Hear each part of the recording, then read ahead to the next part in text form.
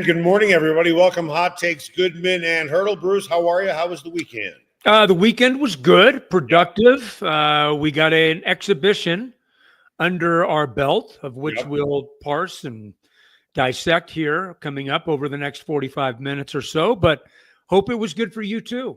It was good for me. Hey, real quick, want to tell you about the Sportsbook Bar and Grill. Of course, you can find them in the DTC and Highlands Ranch, and that is the place to watch your favorite teams all season, college and pro.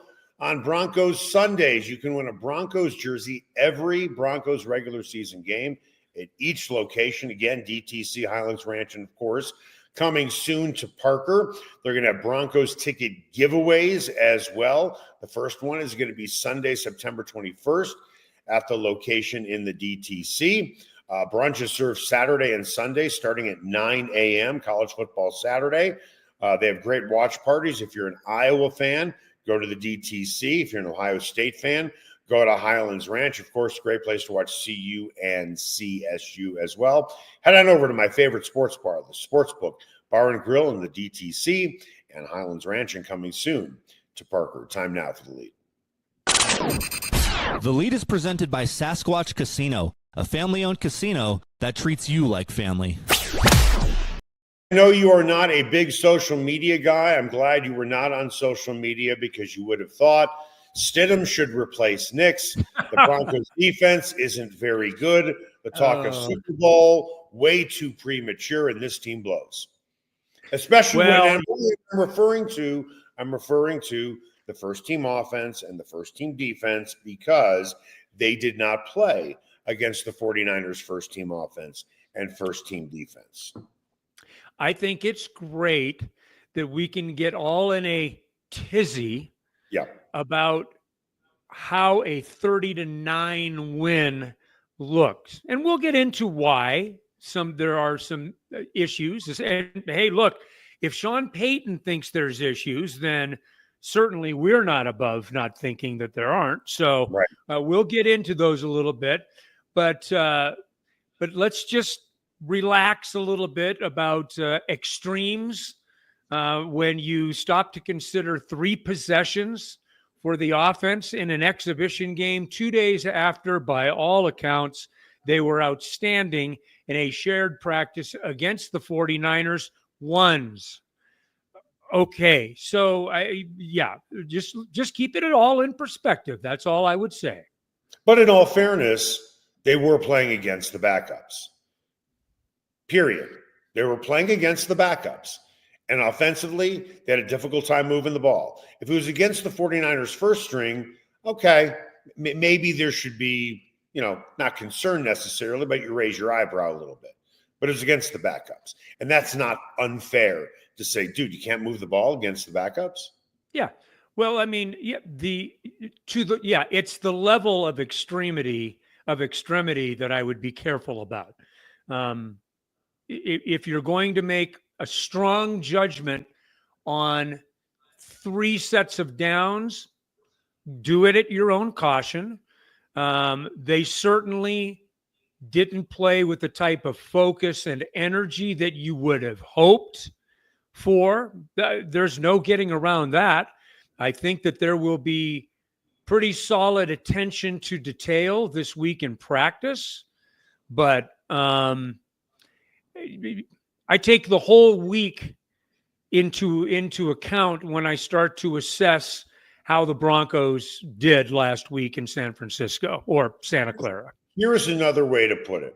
If you are someone who is panicking over one preseason game, or if you are someone who is over the moon after one preseason game, if that's how you roll and the pendulum swings hard one way because of something that you see on one particular day instead of seeing a pattern, Bo Nix is going to be replaced quickly by Jarrett Stidham, and Shedeur Sanders will absolutely be the starter for the Cleveland Browns. Should be on his way to his first team All-Pro selection. Yeah, there's a lot of things that we've got clarity about now over the weekend, right? And in fairness to Shedeur Sanders, not very good in the first, not particularly good in the third, but he had a magical second quarter, and he really looked the part. There were still things that You watched Shedeur that kind of carry over from his time at Colorado. But all in all, I don't think you could ask much more from him in his debut. Good for him. He made use of the opportunity. Now let's see what they end up doing in terms of depth charts and time played. For the Broncos, you address it. Sean has addressed it. I would imagine that we'll probably take it a little bit more easy on, best quarterback, top 5 quarterback in the next 2 years. This is a Super Bowl team. Probably the hyperbole would be a little misappropriated if you continue on that this week. I would imagine it will be a much more hey, let's get our work done. Let's get things taken care of, and let's make sure that we are crossing the T's and dotting the I's and ready to go when we have an opportunity next Saturday. So I think that I'm at. I think the Bo Nix has put enough equity in the bank where we do not have to waste any time saying, let's evaluate Bo Nix's performance on Saturday. However, I think it is fair to say, what did you see out of RJ Harvey that impressed you? Or you're like, okay. Well, I mean, very much like Austin Genty in the first week with the Raiders, for instance. I don't think that I glean too much from it. That's going to have to be a collective.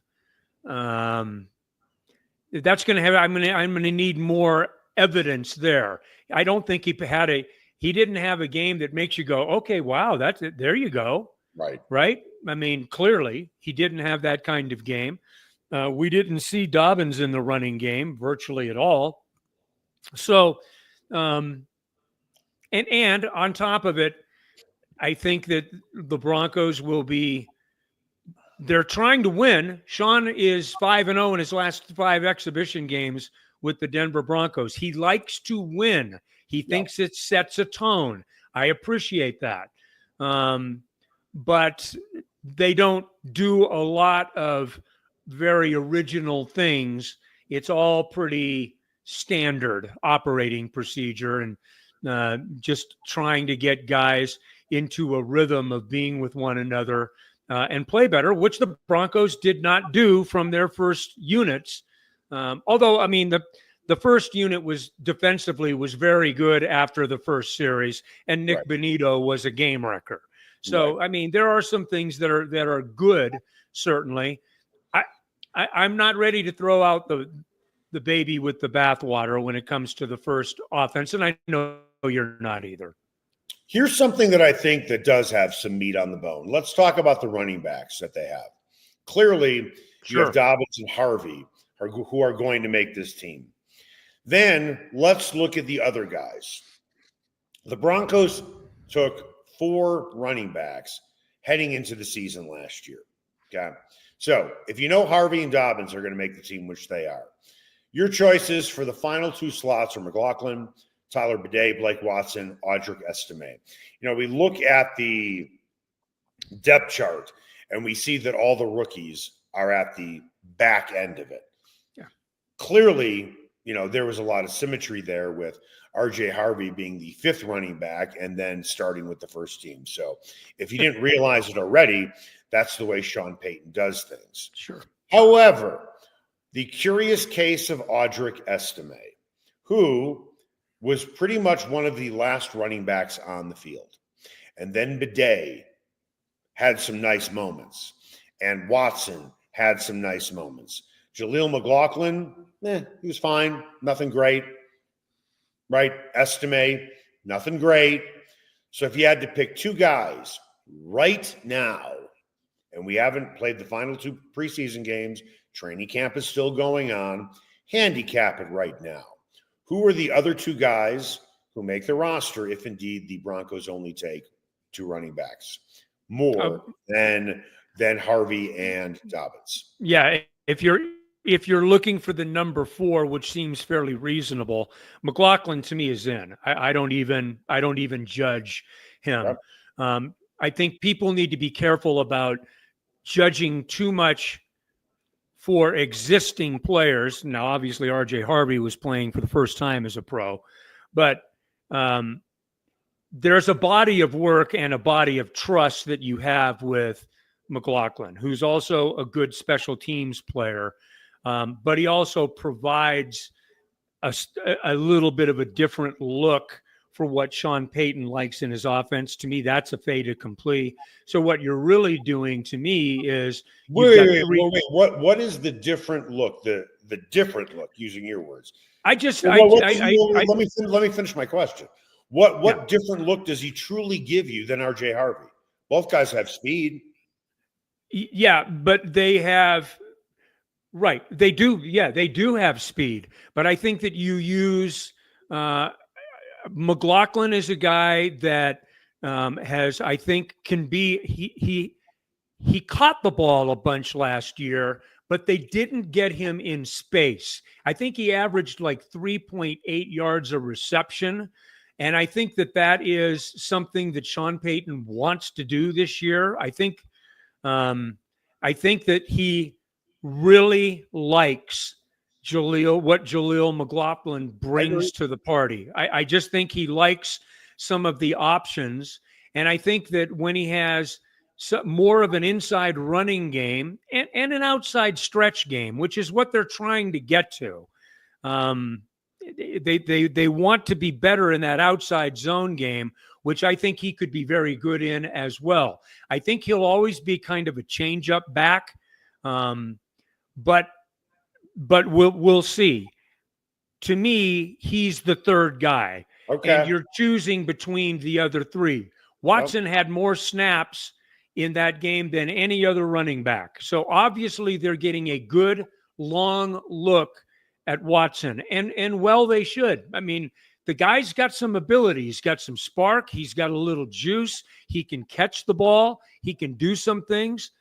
To me right now, and I don't know what Sean's thinking in terms of type of back that he wants to have.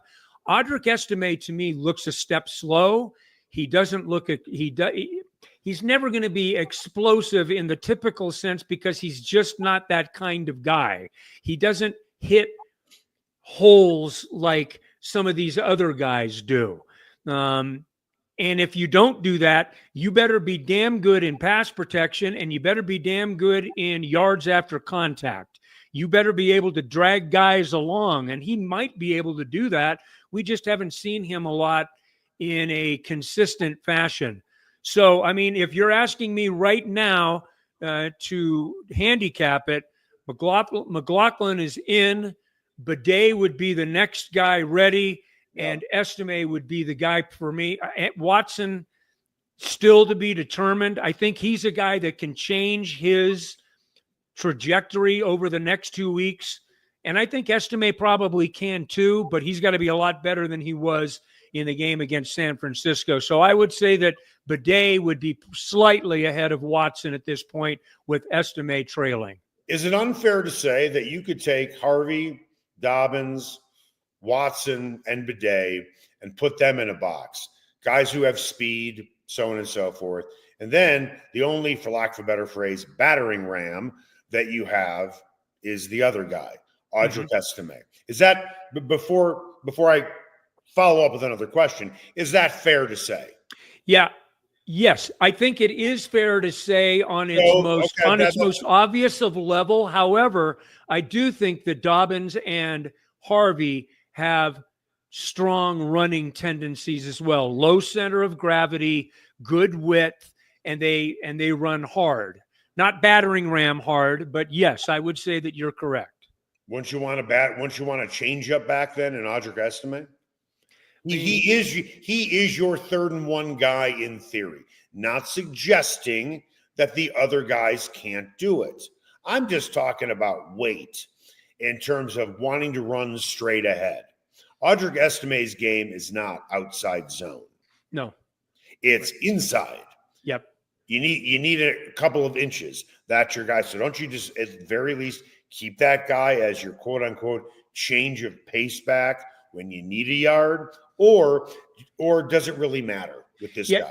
If you don't believe that you have that ability in the two lead guys, and you believe that they do, I think that they do. I think that those guys can pick up hard yards. Okay. I mean, I just think, to me, that's a very valuable roster spot to carry a guy that you deem to run between the tackles in short yardage situations. I got to see more from Audric Estime for him to make this team. Now you got a 17-man practice squad.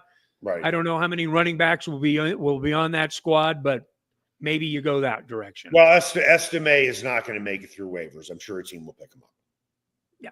I'm not sure, but I have a feeling a team will pick him up. Moving on to the wide receiver position. We know it's going to be Sutton, Vele, Mims, Franklin, Bryant. For sure, they're going to make the team. Last year, they took 5 wide receivers. But now you have Trent Sherfield, a guy that you and I have talked about more than a few times. He was brought in because of his ability to play special teams at a very high level.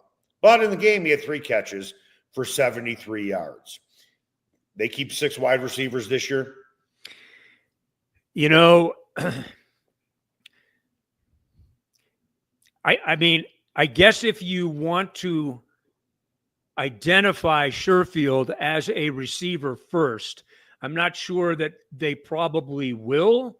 I mean, I think he's a special teams guy. I at least on the same level. He's a guy that's really important. I mean, he's on the same level as a receiver. He is certainly a special teams guy. He's important as a special teams guy. So, yeah, I could see it. I mean, right now I would bet on Sherfield making the team, and I think that he would, and I think that he will get some opportunities at the receiving. I'll put it to you this way. Well, what he did in the game against San Francisco, yes, 73 yards is a lot of yards on 3 catches. This wasn't an aberration. It's not like we haven't seen this in training camp. No, this guy has been catching everything. Yep. He's been playing snaps with the first team, and maybe one reason why is he's a really good blocker as well. Right?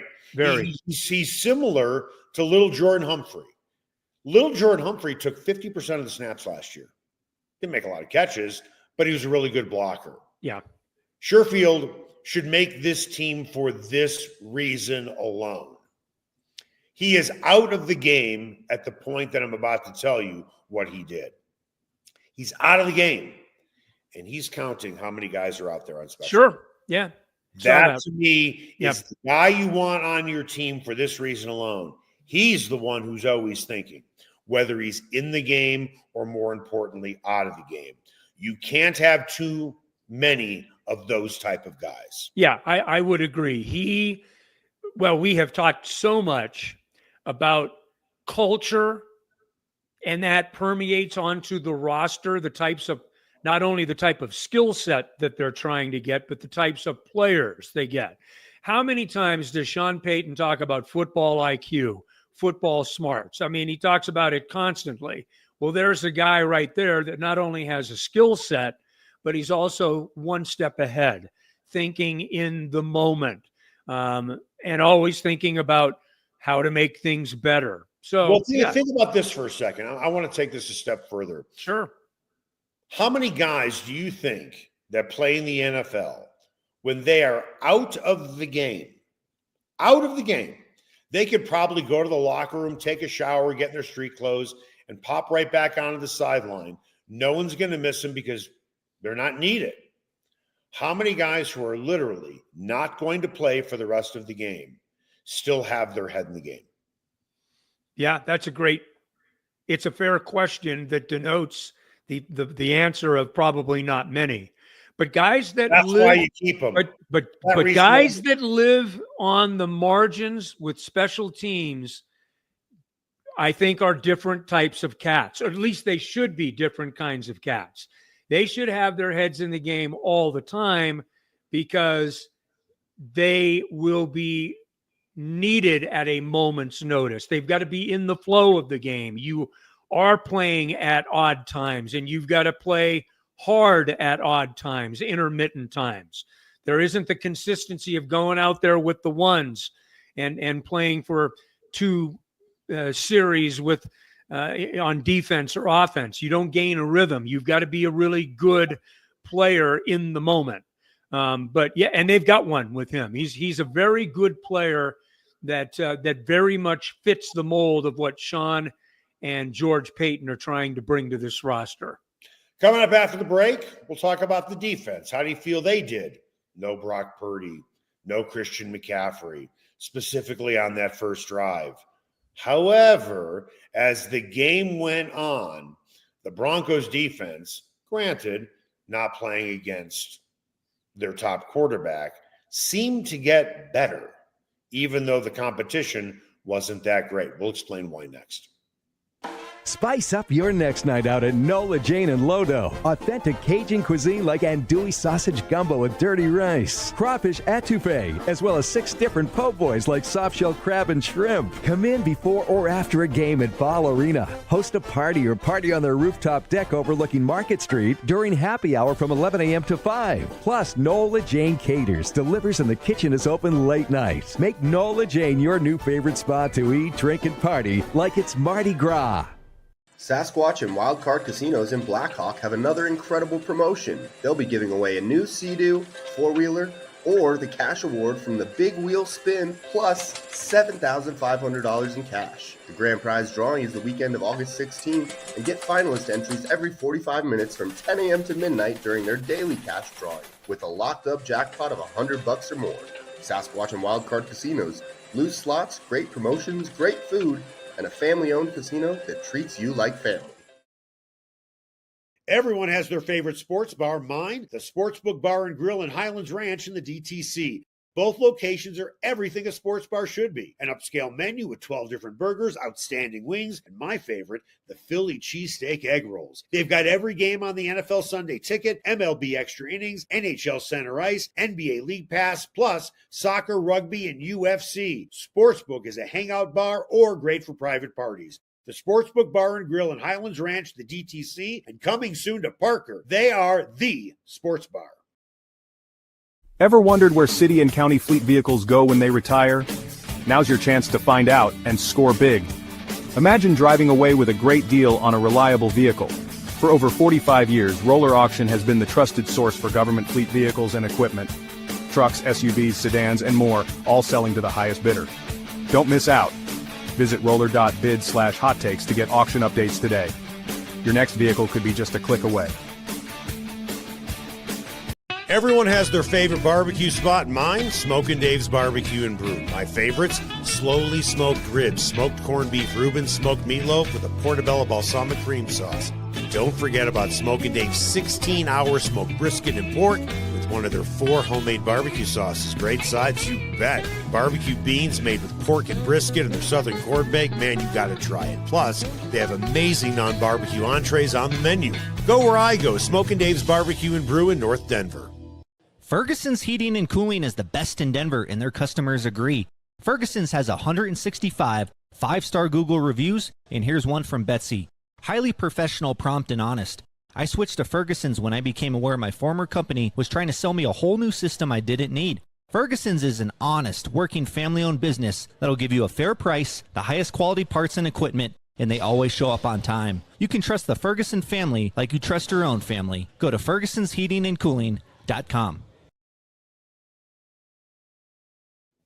And welcome back. Hot Takes, Goodman and Haertl. Time now for What's Trending. What's Trending is presented by Ferguson's Heating and Cooling.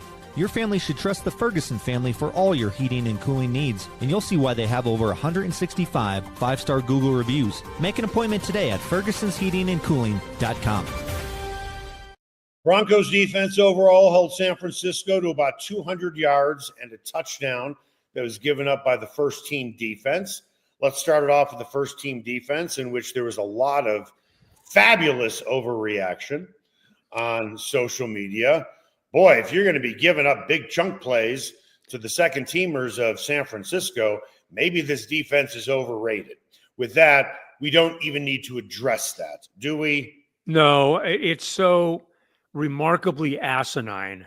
It's not even worth it. Well, just how asinine is it, Bruce? Well, it's asinine enough that anyone would sit and look at something in the blink of an eye and make a judgment on an overall judgment on where a particular unit is at this particular point. Have you been watching practice? Have you been paying attention? Did you pay attention on Thursday to what I love how the canvas is just totally clear for an exhibition game on Saturday. There's no carryover from the palette on Thursday or anything that they've done to this point. They had a slow start defensively. After that, what happened? Nada happened because they were so dominant, period. I mean, please stop while you're behind. Alex, by the way, I know you don't need my help producing. That is your clip of the show so far today, what Bruce just said. Now you know. That's what we want to send out because I don't think you could have said it any better. So once the first team, well, actually, on the second series, right, it's almost as if they woke a sleeping giant in Nik Bonitto, who literally wrecked, granted, a second-team offense, but Bonitto single-handedly wrecked them. You know, Eric, we've got, I'm old, you're getting there, which means that we're experienced and we've seen a lot of things. Right. I don't think that I've seen a game wrecker like that, realizing where they were playing and who they were playing against since Vaughn. Yeah. Really? I mean, where you can literally, now we've seen little bits and pieces of it. Zach Allen has been a wrecker. I mean, guys have done things recently, but Bonitto basically said, okay, we're not having this crap anymore. And I'm just going to beat this guy 3 straight plays and get to the quarterback, pressure the quarterback, and totally change the complexion of the defense and the defense's arrow, where it was pointed. And from that point on, whether it was the second unit or even the third unit, they just absolutely dominated at the line of scrimmage. It was a good performance. I'll preface it again by saying Bonitto did it against the second teamers. Of course. However, if you are George Payton watching this game from the press box, are you thinking, we better get this deal done quickly? Because every time this guy steps on the field, the meter is running and the price is going higher. Yeah, I would say you're going to, well, George, you know that they know that they're going to have to deal with it. And to Bonitto and his team's credit, they're waiting on a couple of other deals to get done to set the bar. You don't want to leave money at the table when the bar is being set higher, and I think it will be set higher. At some point, Jerry Jones is going to deal with his situation down in Dallas. So it's going to be a very good day for Nik Bonitto when this happens one way or the other. What I'm about to say is not being a homer. It's just what I have observed, and a lot of people who I have talked to inside the Broncos organization. The Penners aren't good owners. They are great owners. Mm-hmm. And they are being dragged down by 2 horseshit owners, Jerry Jones and Brown with the Bengals. Yeah. Yeah. And that's really a shame. Yeah. If you have to take your cues from those guys, right? Yeah. If you got to deal with the fallout from decisions that they make, it doesn't put you in a great position. But you're going to have to pay him one way or the other. And by the way, he deserves it. He's earning it every time he goes out there. I mean, when was the last time that we didn't stand up and notice number 15 on the edge? He makes plays every time he's on the field. So it's funny when I look at his career trajectory, his first year, people were looking at this guy as a bust. Now, granted, very rarely do you call a second-round player a bust. Usually that is reserved for a guy taken in the first round, specifically high in the first round. But the way this guy has emerged, I don't want to say out of nowhere, but as his career has gone on, he has gotten exponentially better. And, oh, by the way, he does more than rush the passer. He's actually pretty good in pass coverage. And honestly, at the age that he is at, he is far better at setting the edge and in coverage, I think, than Von Miller was at this point in his career. Yeah, well, I would agree with that. As a pass rusher, no. Von Miller's in his own category. Yeah. But as a guy setting the edge and doing other things and being more well-rounded, Bonitto, I believe, is ahead of Von Miller. George Payton was very interesting draft night 3 years ago when they picked Bonitto in the second round. And if you're someone that likes to jump into the weeds, go find it. It's worth it. His reaction when they got Nik Bonitto, where they got him, I think somewhere in the 40s. Don't quote me on that. It was. Somewhere in the 40s. His reaction to getting Nik Bonitto was all you really need to know about George Payton, really, in a lot of ways. He felt like they got an absolute steal from a guy that they considered to be a guy that was going to be on the come and a really good pro. And he has certainly played out that way. You're right. There was probably some hesitation in year one. By year two, you started to see some things. You started to see some ability. And obviously now we're in a position where the guy is going to get paid. He's one of the better outside edge guys in the National Football League. Give me some guys who stood out to you on defense that did not start in the game on Saturday. I can start if you want.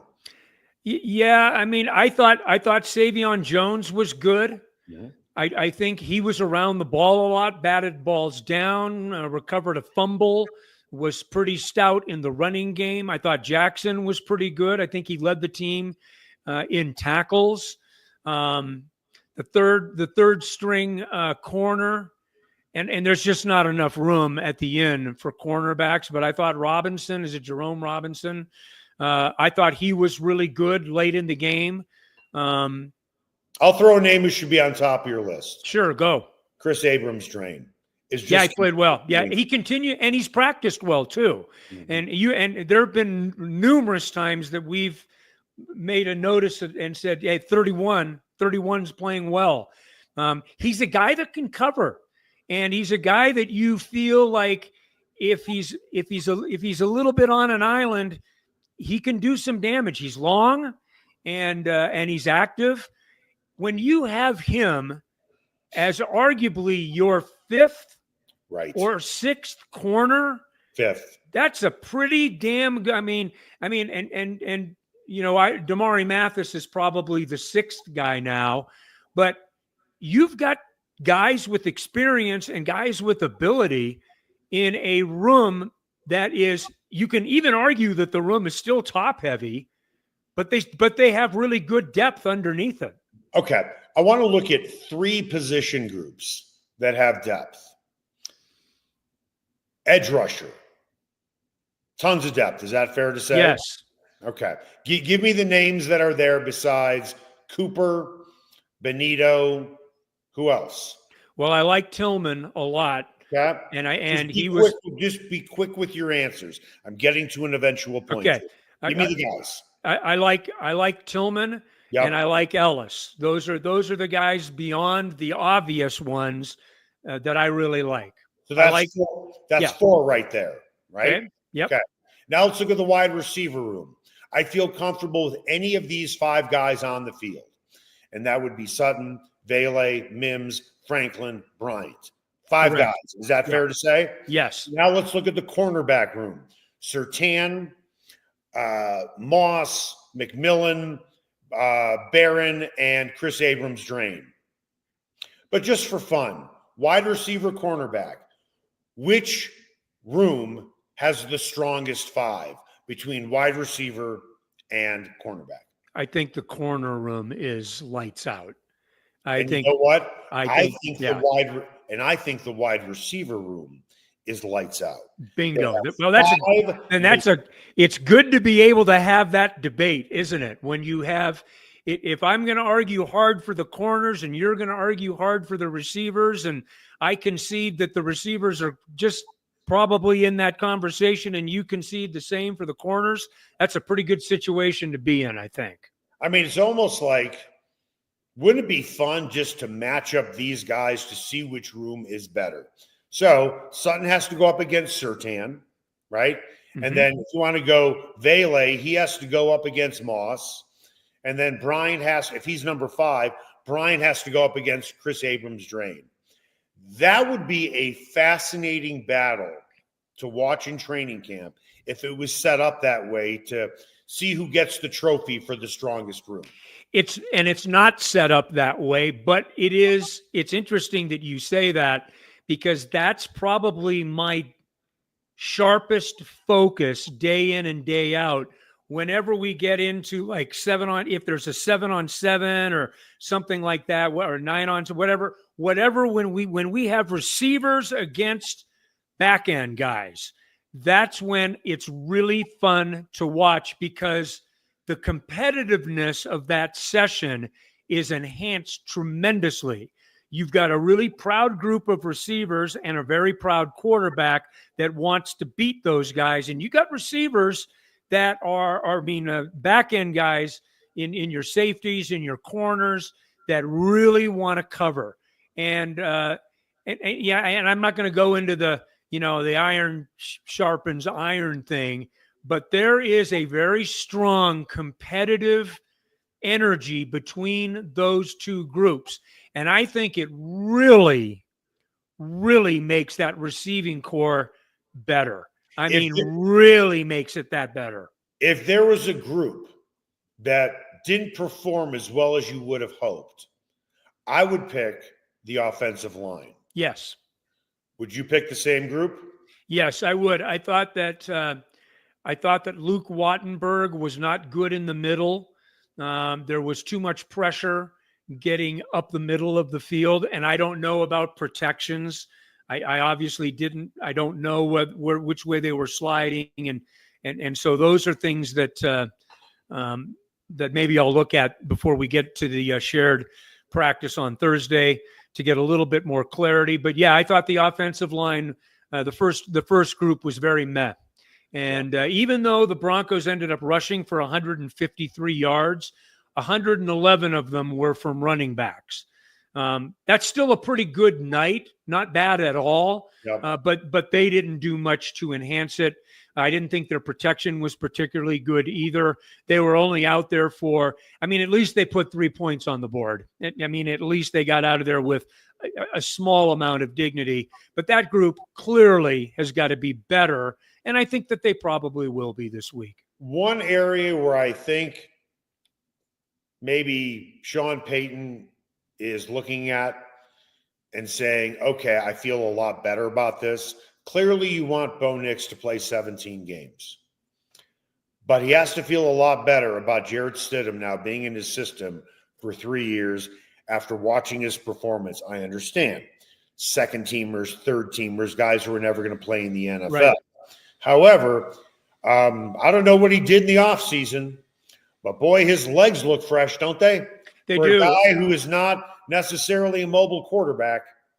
Well, let's not forget the very continuity that's helping Bo Nix is probably helping Jarrett Stidham too, and his familiarity with the offense. He's a smart guy. Yeah.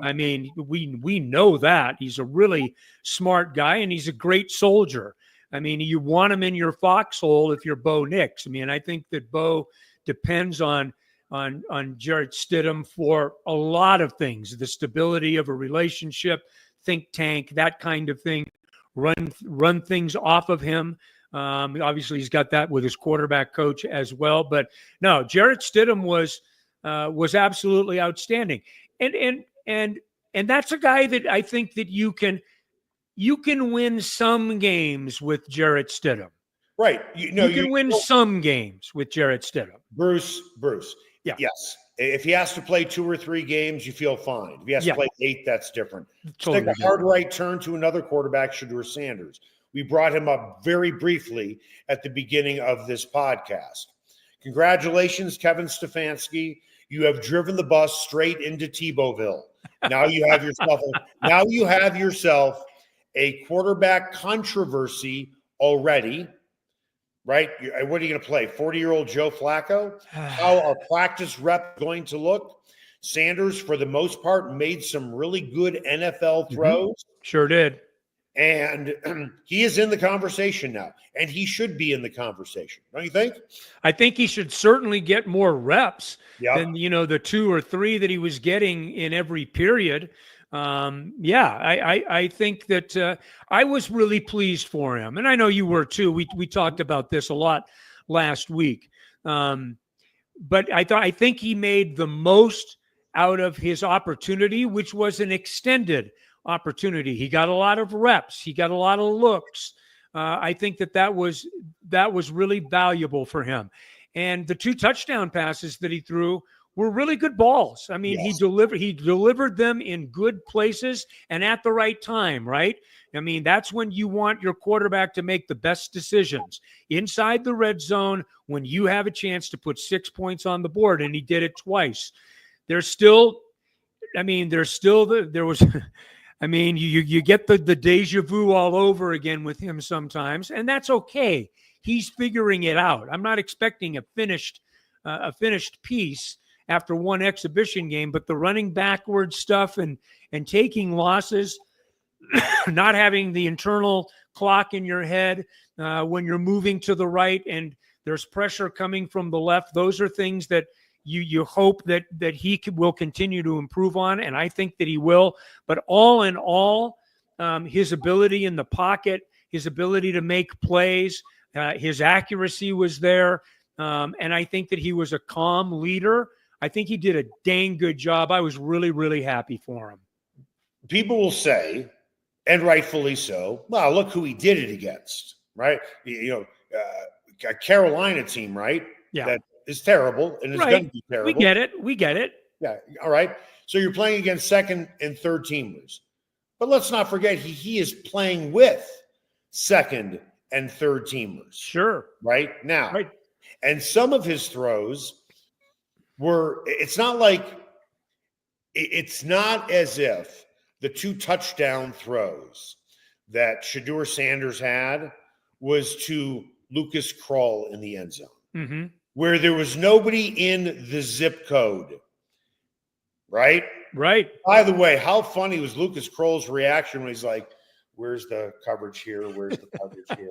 How am I this wide open? Yeah, I hear you.